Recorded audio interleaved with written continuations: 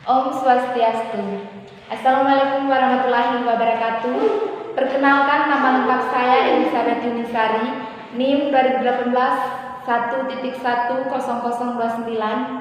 Saya mahasiswa semester 7 program studi bimbingan dan konseling dari kampus Universitas PGRI Mahadewa. Pada kesempatan kali ini saya akan membahas materi tentang praktikum konseling individual. Sebelum mengetahui lebih lanjut tentang praktikum konseling individual, yang pertama kita harus mengetahui tentang apakah itu praktikum konseling individual. Praktikum konseling individual merupakan layanan peserta didik dalam mengentaskan masalah pribadinya.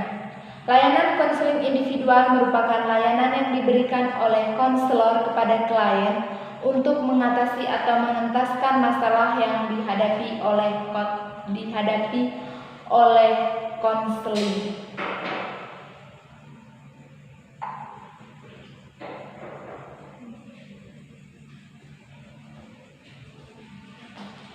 Yang berikut ada perspektif dan makna konseling. Yang pertama, proses hubungan komunikasi antar pribadi yang mendalam antara konselor dan konseli. Komunikasi yang baik antara si konselor dengan konseli. Yang kedua, inti proses konseling, hubungan interpersonal, yaitu untuk membantu konseli menemukan dirinya untuk mengambil suatu keputusan dalam hidupnya. Konseling percaya kepada konselor agar bisa menemukan dirinya, memahami masa lalu, masa sekarang, dan masa yang akan datang, serta menentukan keputusan untuk mewujudkan dirinya. Yang berikut ada konselor sebagai kaca konseling. Dalam konseling individual, konselor memberikan ruang dan suasana untuk memungkinkan konseli bisa membuka diri setransparan mungkin. Dalam suasana seperti ini, ibaratkan konseli itu sedang berkaca agar dia bisa melihat kekurangan serta kelebihan yang ada di dalam dirinya. Nanti dari hasil berkaca itu akan mengarahkan dan menggerakkan konseli untuk segera melakukan tindakan pengentasan terhadap kekurangan kelemahan yang ada dalam dirinya. Yang berikut ada tugas utama konselor. Tugas utama konselor itu ada 3. Yang pertama, mendengar dengan penuh perhatian. Yang kedua, memahami dengan penuh cermat dan penuh makna. Yang terakhir, merespon dengan tepat dan penuh makna. Selanjutnya ada proses konseling. Proses konseling itu ada 6. Yang pertama, membangun hubungan.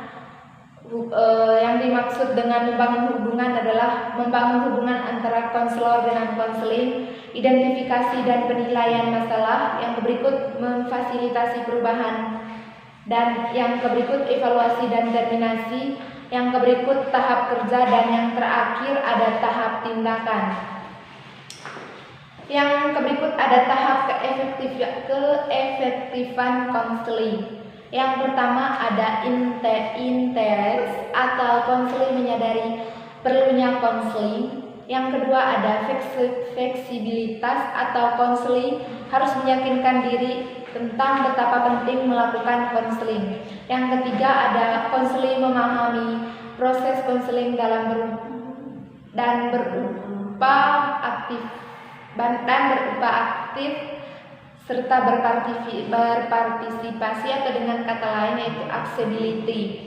Yang berikut ada awareness atau konseling memahami diri dan arah perubahan atau keputusan. Yang selanjutnya ada konseling melaksanakan keputusan atau perubahan, dan yang terakhir konseling mengevaluasi perubahan. Yang berikut ada etika dasar pelayanan konseling. Yang pertama ada kerahasiaan, keputusan diambil oleh konseling sendiri, dan yang terakhir adalah kesukarelaan dan keterbukaan. Yang pertama ada kerahasiaan. Konselor dapat merahasiakan apa yang menjadi masalah atau problem yang dialami oleh kliennya. Yang berikut adalah seorang konselor harus bisa mengambil keputusan guna untuk mewujudkan kehidupan yang lebih baik.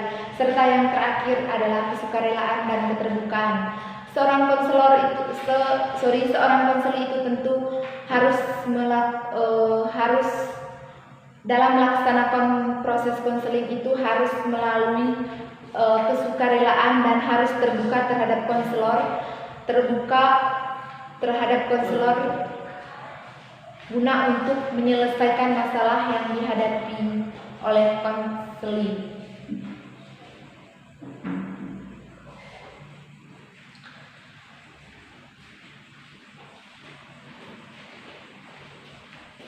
Tadi ada etika dasar dalam pelayanan konseling itu. Yang pertama, kerahasiaan.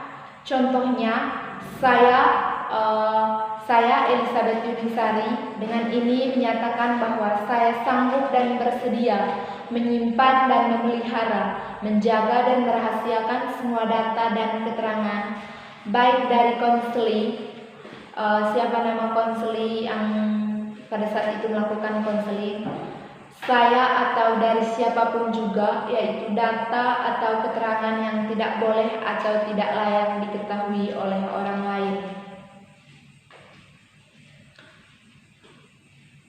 Yang berikut ada teknik konseling. Yang pertama ada teknik umum, teknik khusus.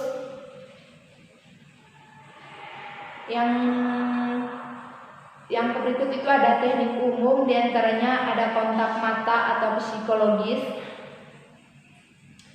Kemudian ajakan untuk berbicara, yaitu mendengar, memahami, serta merespon. Terus yang berikut itu ada refleksi, terus suasana diam dan interpretasi. Teknik khusus itu pengubahan kondisi atau pelatihan untuk pengubahan tingkah laku dan penguasaan kompetensi.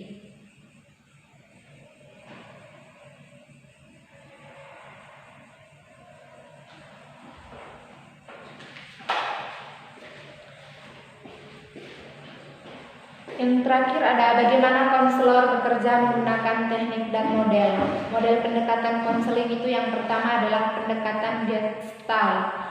Yang pertama ada teknik permainan dialog, terus yang kedua ada teknik saya bertanggung jawab, yang ketiga ada teknik bermain proyeksi, yang keempat ada teknik pembalikan, serta yang terakhir ada teknik tetap dengan perasaan.